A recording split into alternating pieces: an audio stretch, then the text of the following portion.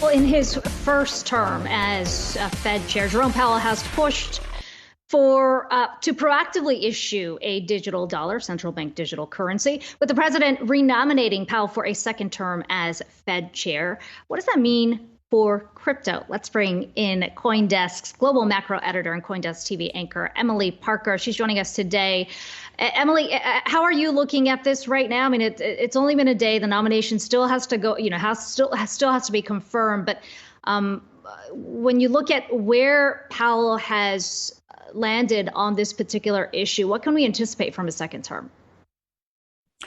Well, I think the key thing to look at is how the crypto market has reacted to this announcement that Jerome Powell is going to, likely continue as chair. And there hasn't been much of a reaction. And I think the reason is because it's just not that different. This signals consistency. And, the question was, would it be Jerome Powell or be Lael Brainard? And I think for most crypto watchers, it wasn't clear how different those two leaders would be.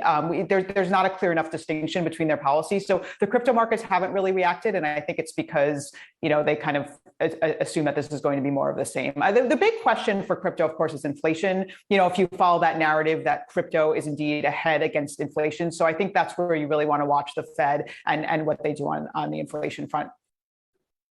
Yeah, and both of them had kind of talked about working on a central bank digital currency, and Lael Brainard had said that she, doesn't envision a future where we don't see one, wanting to push for a digital dollar. But I think, when we back up and look at what's happening around the globe, earlier yesterday we were talking about El Salvador's plans for a Bitcoin city, and now you got the IMF coming out and warning El Salvador about the issues around accepting Bitcoin as legal tender. I mean, I don't think that that's a surprise, seeing as they see them potentially being replaced by what Bitcoin could offer here for financing for a Latin American country like El Salvador. I mean, what do you make of their stance on that, and maybe how it's largely expected?